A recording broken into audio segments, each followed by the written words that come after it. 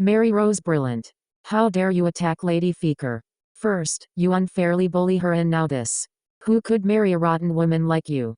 I am breaking off the engagement. His Royal Highness yelled. Here was the Royal Academy's student cafeteria. Despite being built for students, it was as extravagant and spacious as any castle's grand hall, with tables for 10 dotted around the premises. In addition to being used for midday dining, groups would often come for afternoon tea. I, a viscount's daughter who spent more time in our out-of-the-way territory than out, received an invitation to enjoy tea with a few other ladies in a similar situation to mine. I came in thinking that it was going to be a peaceful and happy affair. Well, it was obvious that I guessed wrong. His Royal Highness and his sycophants came prancing in along with a certain infamous baron's daughter of House Ꭹoché, trespassing on our otherwise serene group led by Mary Rose Brilliant herself. To think that anyone could bully Lady Ꭹoché when she's so sweet and kind. How unladylike, said Liar, the eldest son of a Marquess's house. Following him spoke Fowler, the eldest son of an Earl house. Exactly, my friend. Look. See how her warped heart shines true in her vulgar face. Even if she is a daughter of the ducal house of Brilliant, her ill nature is, well, hard to look at. Every single drop of Brilliant blood in my body nauseates me because of her. And after insolent, a scion of a branch family of House Brilliant, passionately exclaimed, the chorus of side characters was over, and finally peace fell upon the land. The hottest topic among the Academy students was precisely those four and His Royal Highness and their playful antics with the Baron's daughter to receive her favor. Oh, something of note was that if one pronounced the three nobles' courtesy titles and the commoner's surname out loud, one would find some interesting results that would describe their personalities quite well. Though maybe it wasn't the time for that. Looking for someone who could stop the stupidity before it got worse, I found the supervising teacher, the teacher who was in charge of overseeing the cafeteria after school ended, grinning and nodding along to the nonsense. This might have been obvious, but yeah, Mr. Baldness was yet another one of His Highness' sycophants. His treatment of students ranged from as if they were literal trash to as if they were God himself, in a neat scale that directly coincided with the peerage of a student's father. He was the opposite of liked by anyone less noble than an earl, even with his stylish hair, though it seemed he changed it up recently, and his good looks. Interestingly, Mr. Baldness quite enjoyed defaming Mary Rose, despite her being the daughter of a duke. But what was a duke's daughter compared to the king's son? You spread nasty rumors of Lady Ꭹoché stealing and breaking your things, you force other girls to stay away from her, and just yesterday, you pushed her off the staircase in the back end of the schoolhouse. I heard everything from Lady Ꭹoché, said His Royal Highness. And when he saw Mary Rose stay silent with a folding fan covering her mouth, he pressed on, you have nothing to say to defend yourself, I see. Sobbing into His Royal Highness' shoulder, her strawberry blonde hair spilling down his chest, Ꭹoché cried out, please, Lady Mary Rose. Please at least give an apology. Honestly, I don't remember hearing any false rumors. I've certainly heard things like she gets too familiar with engaged men much higher in peerage and she barges in uninvited to other people's tea parties, but they both seemed to be quite true. A lone student stood up and left for the terrace. There were also seats on the cafeteria's terrace, and tea parties were sometimes held there when the weather was good. But perhaps because it was a little chilly outside, only a group of 5 guys who seemed to be playing cards were there. Despite being of the lower nobility, they were often seen in the worst parts of town and gambled amongst themselves. Mary Rose would often scold them. Speaking of which, the lone student was also a member of their group. He went up to his friend's table by the half-open window and shouted in the loudest voice he could muster, "Hey! His Royal Highness just broke off the engagement." The next moment, a loud guttural yell escaped the mouth of a few people on the terrace for a few seconds. Yeah. My God, yes. Wolf, Rhino, buyer, you're paying for our food. No way. I'm getting a dessert. Ard, I didn't think he'd do it. The boys seemed to be betting on whether or not His Royal Highness would cancel the engagement. Well, it was just over who paid for their meals, so I supposed it was rather innocent. Though it could be seen as rude depending on the viewpoint. His Royal Highness and his lackeys were certainly twitching with irritation. Ignorance was bliss, I supposed. The boys out on the terrace didn't seem to notice that His Royal Highness could hear them quite well through the half-opened window. Dear, a lithe viscount's son who I found pretty cute, slapped Rhino's back and said, "Hey, didn't I tell you earlier? You were going to lose." It was just so obvious, but you bet that he wouldn't. Ha! Rhino hit the table in response. Yeah, but think about it. The royal family themselves proposed the engagement to a ducal house. Even breaking engagements among lower houses like ours are seen as dumb. What idiot would go break such a high-profile agreement all on his lonesome, especially when he's only second in line to the throne? His Royal Highness' face was priceless at that moment. But it was true. Even the most outcast of baronets would know that the engagement between His Royal Highness and Mary Rose was highly valued by the royal family. Trying to break out of the engagement was more than just not looking at the bigger picture but completely ignoring all of the nation's politics.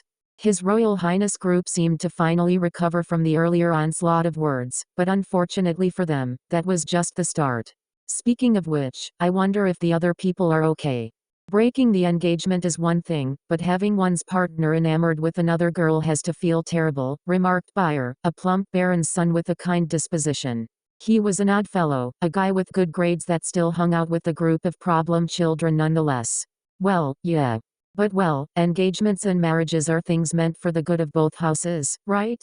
If worst comes to worst, can't you just swap out the guy? Every family has a younger brother or two. Honestly, it wouldn't be much of a problem for the lady's house, said ᎢℋᎪNոչ, a well-built warrior similar to Bayer. This onslaught of words even hit His Royal Highness's followers this time. All five seemed to have a cramp.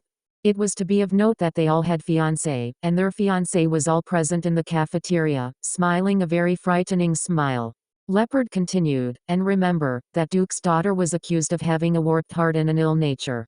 Like, what even is that? Yeah, there's a limit to how rude you can be to a lady. Even as a joke, they made those comments in public, Bayer agreed. Ha, love is scary, isn't it? It sure blinds you, said Dear. Wolf instantly retorted, Dear, if you have time to think about other people, why don't you think about yourself? You still can't hold hands with your fiancé outside. There's a limit to these things, you know. Wolf was the leader of the group, a guy with a wild charm. He was pretty popular among the ladies. If I could do it, we wouldn't be having this discussion, you know. Even for a single moment, doing it with an unmarried woman is. Then why don't you marry her so you can do it? Lynx butts in, the final member of the problem children group. He was a little on the small side and more cute than handsome, but after he sent a thug flying 5 meters into the air with a single punch, nobody dared to make fun of his build. Unable to defend himself, Deer averted his eyes and stayed silent. Noticing that Deer didn't reply, Lynx changed the topic back to the original one. Remember the comments of that Duke's daughter being unladylike? But if you think about it, wouldn't that fit the strawberry head better? She seems to have acquired a new breastplate, His Royal Highness' arm. I mean, she has it on her chest more often than my breastplate is on mine. Plus, some of her blouse's buttons are undone and her skirt is too short. I heard someone spit out their drink. And quite a few others were desperately failing at holding in their laughter. Fiker's face was completely red, and her mouth kept repeatedly opening and closing as if she wanted to object but couldn't find the words to do so. Her reverse harem of sorts was seething with fury, but none of them ended up going up to stop Lynx. Well, Lynx was quite scary. Right after he started school, he challenged someone to a duel under the pretext that they bumped into my shoulder and won in 3 seconds flat. Duels in this school were decently common as duels go.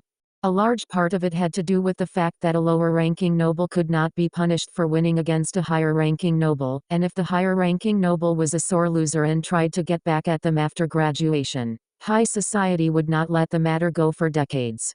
Without the care of their many eavesdroppers, the conversation on the terrace continued. To begin with, why would Lady Mary Rose and Lady Fiker even interact with each other? Like, the higher-ranking aristocrats take separate classes from lower-ranking ones, said Bayer. ᎢℋᎪNոչ replied, well, now that you mention it, Fiker and His Royal Highness group should have had nothing to do with each other, but, what was it again? Ah yes. She was lost on the day of the entrance ceremony and had to rely on His Royal Highness' help to find her way. What? Aren't there signs pointing to the auditorium all over the school on the day of the entrance ceremony? Even a pig couldn't get lost, so how did she? Wolf's surprised voice resounded through the completely silent cafeteria. I heard someone spit out their drink again. Taking a glance around the room, I soon found the origin of the noise, a boy holding his sides trying not to choke on his laughter. Despite being in the same class, I didn't know his real name, only knowing him by his nickname, Laughsack, so called for laughing at even the littlest of things. Well, I can't say that she did it because she wanted to meet His Royal Highness. Wolf once again jumped at Leopard's words. Why would she want to meet him? To be seen as an idiot who can't read basic English. It was getting worse. If Wolf didn't stop now, Laughsack was in danger of being the first person to die of excess laughter. I took a glance at Mary Rose and noticed her shoulder and the hand that was carrying her folding fan were both trembling. Oh, His Royal Highness mentioned that Lady Mary Rose stole and destroyed Lady Feeker's stuff, said Rhino after a few seconds. Huh. Wolf replied, maybe I'm missing something, but why would a duke's daughter bother herself with anything a baron's daughter could own? Then destroy it. Speaking of which, the last time I was in town, I happened to see Lady Feeker pawning a few things off. I began to become a bit worried about House Feeker's financial situation. I didn't know it was quite that bad. Though, she was selling a few of the same things, surprisingly. Rhino tilted his head. Feeker's face turned pale at that exact moment. After thinking for a moment, Deer jutted in, It's that, isn't it, an old courtesan's trick? What do you mean? Asked Leopard. Courtesans would beg all their clients for the same thing then sell all but one. Their clients would think that she's wearing what they bought for her and the courtesan would get some extra income. As long as nobody finds out, everyone is happy. Whoa, that's dirty. Leopard looked surprised. Buyer, however, was beset with laughter. Girls sure are scary. His Royal Highness and his 4 followers were looking at Feeker strangely. Won't the cat be out of the bag if the clients ever meet? Inquired Leopard. Well, of course, the courtesan will softly whisper this is our little secret and bam, nobody will know. And after a few days of her wearing it, she'll say I'll treasure this forever and the matter's done. I could hear His Royal Highness group exchanging a few whispers. So about that sapphire necklace. You too, Your Royal Highness? Then what about the pink tourmaline brooch? Even the hair ornament? The emerald one.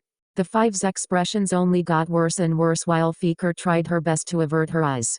Unaware of the commotion on the other side of the window, the boys on the terrace continued. Actually, Leopard said, why is Lady Feeker even in the higher-ranking nobles class? I haven't seen her in our class recently. Isn't her father a baron? Who knows? His Royal Highness probably pulled her into their class.